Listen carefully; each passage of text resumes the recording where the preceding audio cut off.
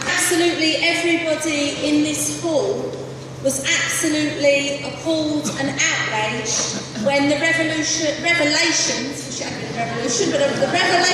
broke on Sunday night that not only were protesters and campaigners who were campaigning against the racism of the British National Party and justice for the Lawrence family in the early and mid-90s, not only were they spied on by the police and there was an attempt to discredit them and to criminalise them, but also that the Lawrence family themselves were spied on by secret police. So whilst the Lawrence family were grieving for their son, who had been cut down at a young age at a bus stop in Eltham in South East London, they were grieving for their son, but rather than the police investigating and carrying out inquiries and an investigation to bring his murderers to justice, they were actually spying on the family and investigating the family themselves and doing everything they could to discredit the Lawrences, their friends, the rest of their family, and the protesters and campaigners that were attempting to support them at the same time. And as the revelations snowballed this week, we found out on Tuesday that Dwayne Brooks, who was Stephen Lawrence's best friend, who witnessed the murder, was there when Stephen was murdered at the bus stop in South East London. Dwayne Brooks himself was dragged through the courts and they attempted to discredit and criminalise Dwayne Brooks. And the same policeman that spied on the family and spied on Dwayne Brooks also spied on Youth Against Racism in Europe, which was the organisation that I was the national chair of, and also on the Militant, the forerunner to the Socialist Party, which was the organisation that set up Youth Against Racism in Europe. Now, the purpose of this police spy was to set up special branch files on the activists in Youth Against Racism in Europe and in the Militant. In all, he set up 30 special branch files. So I now have a special branch file on me, other activists have a special branch file on them, and yet I have never been brought before a court for criminal activity. I have never been charged, I have never been cautioned, and yet there is a police file on me. And that is on top of all the other revelations about female protesters who had relationships with police spies, who fathered their children, who came into their homes and lived with them for several years, but all the time they were living a double life. Or police officers that stole the names of dead children as part of their undercover operation. And what we've had this week is the crocodile tears and the measly words of David Cameron and Boris Johnson and the Home Secretary, who say it's terrible, it's appalling what has happened. And we have had to remind them, and we are not going to let the Tories, and for that matter the likes of Draxstraw and the Labour government that did exist, not now, but the Labour government up until the last election, we are not going to let them rewrite history.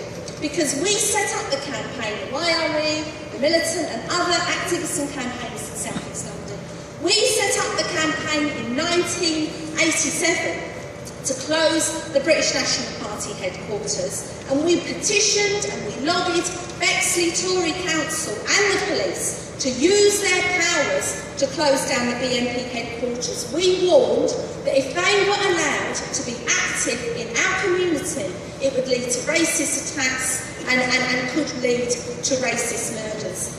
And the Tory Council refused to act. They said if you ignore the British National Party, they will go away. And what we had instead was politicians, the media and the police combining together in a campaign to discredit anti-racist activists in that part of South East London. And the crucial point, I think, that we have to make as trade unionists and as socialists is that this wasn't a rogue unit of the Metropolitan Police. This wasn't a rogue policeman that overstepped his brief.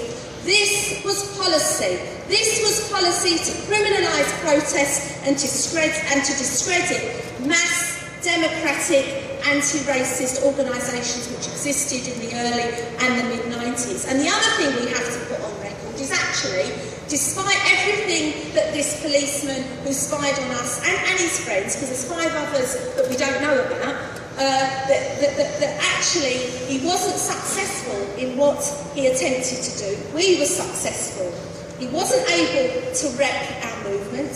We succeeded in building a mass youth organisation across the country really, but particularly in South East London, which pushed back the activity of the British National Party for a decade, and we succeeded in closing down the BNP headquarters. So he wasn't successful, and actually some people have called this spy the spy who loved us, because what we also achieved was we won him over, actually, or so he says. He witnessed the police brutality against protesters, particularly on the big demonstrations which we organised in Welling against the BNP, and he said, well, actually, the YRE, those and the militant were very, very brave, and I ended up having some sympathy for their cause. So it was, in fact, the spy who loved us. And the point I made about this not being a rogue union, you see, it was policy then to criminalise protests, but of course, as we know,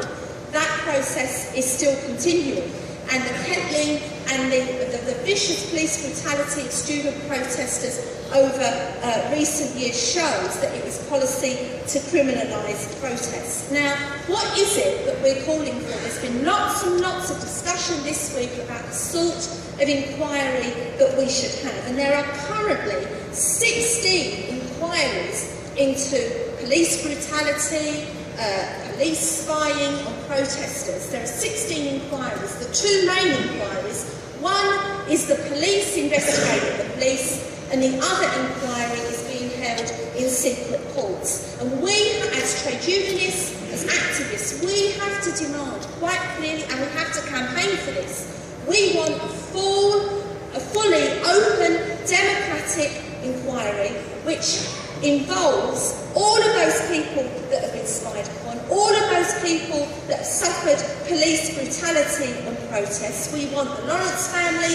and the other justice family campaigns to be involved. We want protest groups, and we want trade unionists, because as trade unionists we all know the regular spying that goes on of our activities, the blacklisting of trade union activists, and particularly those in the building trade and so on. So we want a democratic, fully open democratic inquiry involving all of those organisations. And if we don't get that, then we should organise our own inquiry in order to investigate everything that's gone on. And we want to, and that includes actually investigating the role of politicians, because I just don't buy it that Jack Straw knew nothing about the Special Demonstration Squad, because Jack Straw was Home Secretary for most of the time of the last Labour government, and the Special Demonstration Squad was not disbanded until 2008. So we want to know what politicians knew about the activities of the Special Demonstration Squad.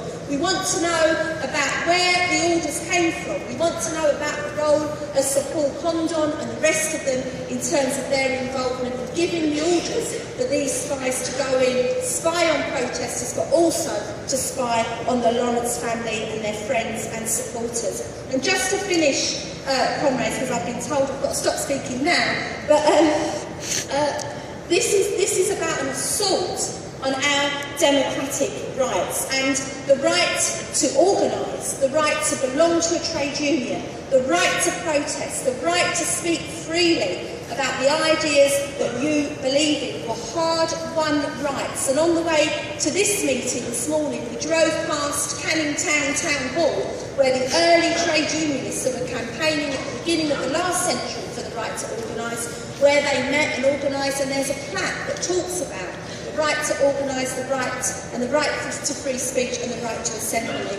And therefore it's been a hard-won right, and it's not one that we are going to give up lightly. We're going to campaign for the right to protest, the right to organise, and to do that freely without state spying and interference. We've called a demonstration on Tuesday, July the 9th, outside Scotland Yard. So put that in your diaries now.